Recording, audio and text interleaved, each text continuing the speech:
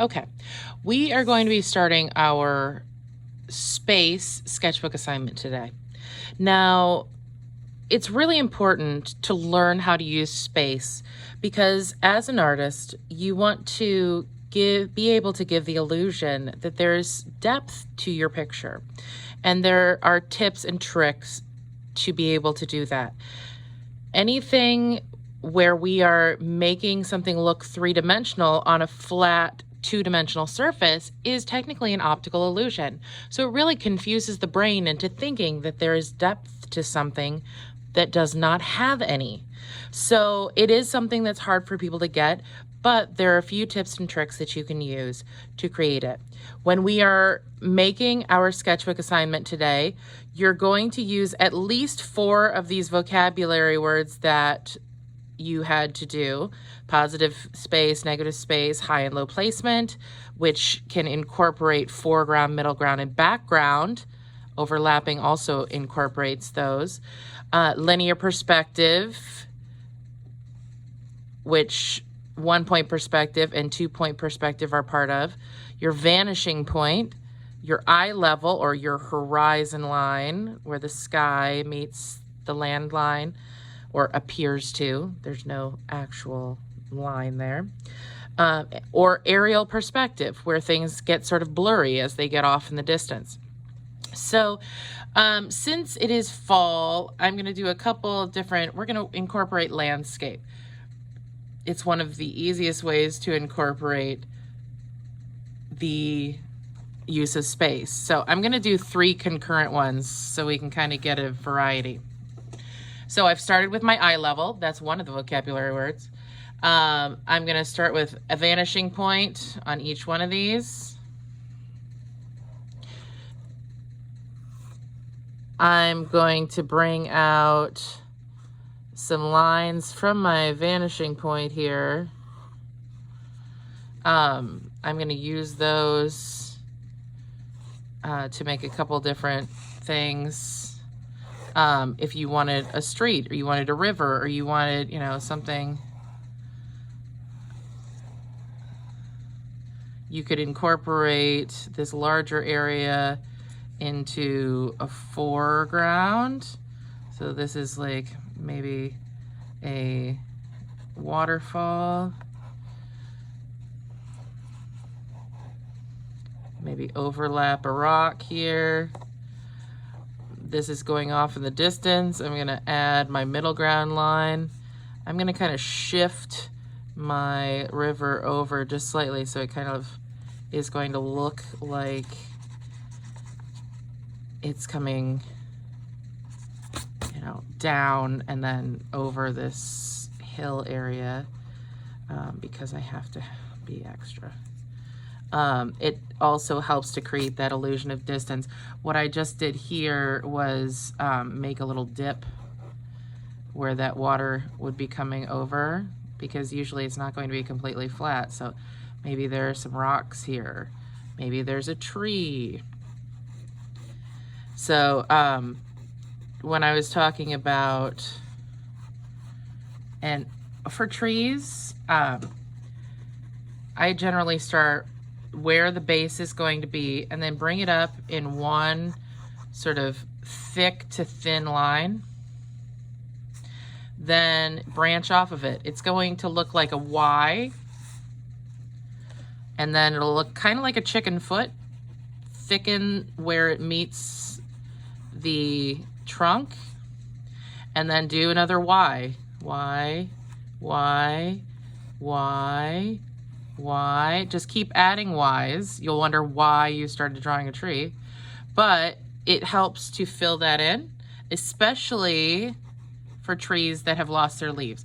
If you are creating something that's going to have a lot of leaves, you probably don't need to put in that amount of work of getting things branched out. But this is a good middle ground tree. If I wanted a foreground tree, it would be even bigger, and I wouldn't even have to see all of it. I'm going to add some texture to it. Work on adding those other elements of art that we have talked about color, value, texture, your shape, your form. Use what we've talked about to add to your image. So right now I'm just adding my texture for the trunk. Maybe I want to add like a hollow area here and have like an owl or something peeping out. You know, you can make this spooky. You can make things into a graveyard, which, there's an idea. I can make that work with space. You could make, you know, a pumpkin patch. Maybe you want to go to Flights's and get some donuts. So I'm adding my foreground. I'm adding I've got my eye line, I've got my vanishing point. Maybe I want to add some atmospheric perspective or aerial perspective where I get, you know, my mountains back here are darker in front. I'm just shading that a darker value and then adding a little bit of angled diagonal lines for texture to kind of give that illusion of them having depth. And then this one, I'll do a lighter value because in aerial perspective, things get sort of lighter and blurrier as they get off into the distance. So they don't have as much detail. So that gives me a little bit of aerial perspective. I can add my color in over top of it if I want that. So let's see here. I want to get this. I don't like the way that curves. It needs to be more straight to look like it's going to go over.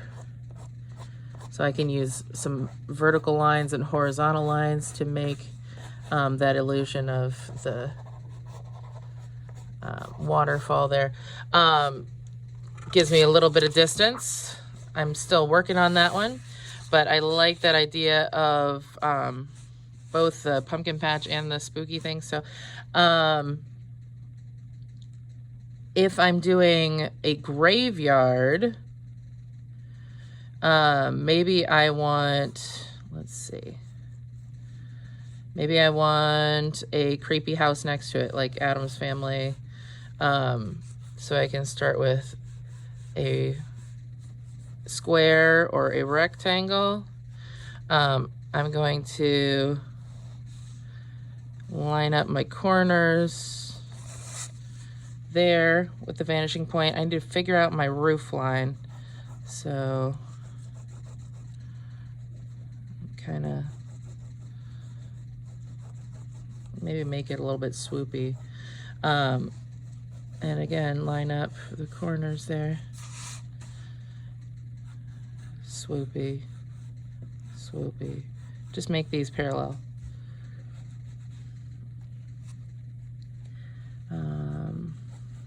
Anything that's coming out of the roof, you want it to be parallel to the edge.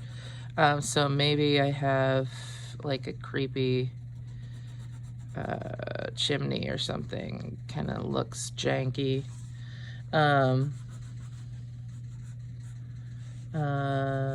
Shingles also follow that. We're not going super crazy with our perspective right now with a ruler, but you can use a ruler. I'm just making sure to line things up with the vanishing point. So I just sketched in where the top and bottom of the window would be there on the side, because that's going to be on an angle. Anything that's in front can just be a regular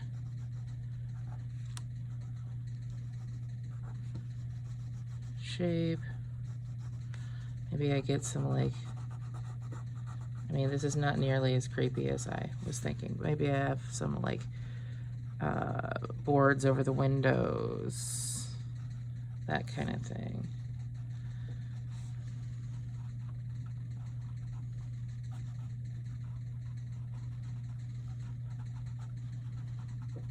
And know, maybe there's something inside that's staring out or something.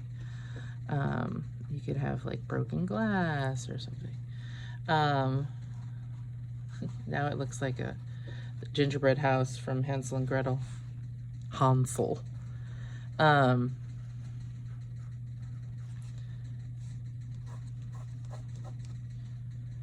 Just an idea. So maybe this is like a little path that goes back in the distance, and then maybe I have a graveyard line here. So I'm gonna do a fence first. So I'm gonna kind of make this line here. And for fences, you go, the uprights are parallel to the edge of the page. So if you take a piece of paper and you kind of follow that, as long as it's even with the page, as you get back, as you get back in the distance, they get closer and closer together. And if they're going this way,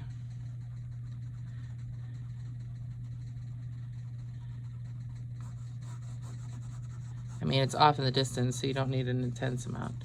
And then for gravestones, I just made those lines that go back in the distance. And so each one of these I'm gonna make fit in between. I mean, they don't have to be all, you know, they can be different. Kind of thicken them up on the side.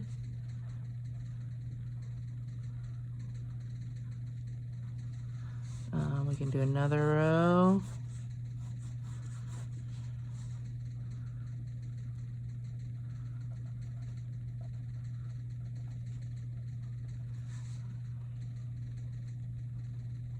You know, if they are kind of tilted, it'll just look like they're broken off.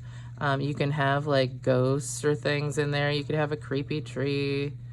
You know, you can get all kinds of things in here. If you do make your things tilted, it's not the end of the world, because, you know, especially if you're making something creepy, it's going to have that creepy feel to it. Maybe I want to make a gate right here. There. I'm gonna make like it's across the street. You know, there could be, you know, pumpkins out here. That's a big pumpkin. You could also make things that are closer to you. So for foreground, you know, maybe there's like a pumpkin there. Maybe my road goes now this way.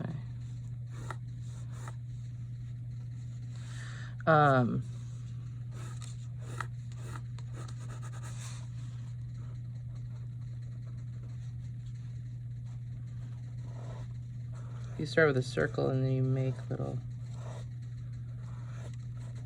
edges. You get pumpkin shade. Remember, use those things that we've talked about. So, fine. Add some color.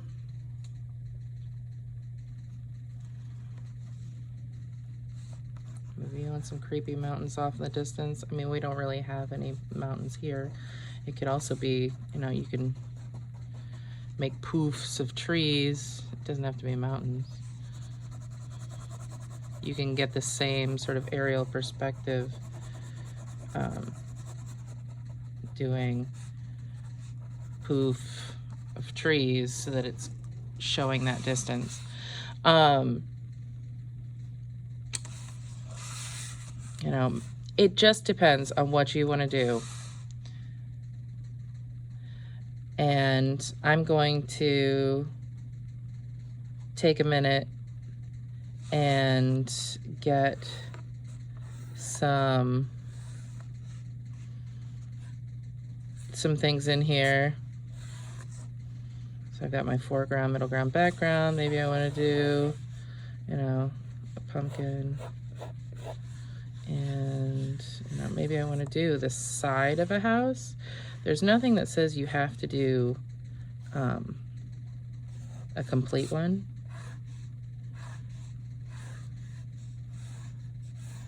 So you could do like the side of a house.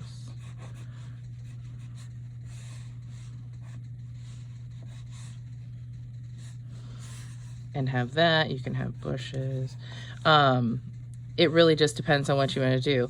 Try getting your at least 4 space vocabulary words and use some of the things that you've learned from the past elements of art to get your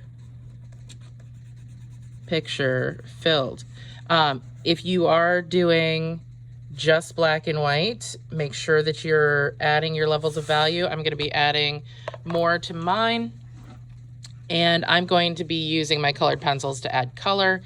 So it really just depends on what you want to do. I'm going to do sort of a sunset sky here. I'm going to take a little yellow near the horizon. Sunsets are analogous colors of yellows and oranges and pinks and reds. So I'm kind of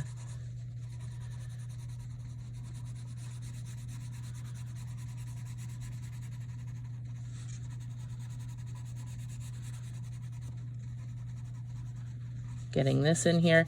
And I like to blend things together, get things nice and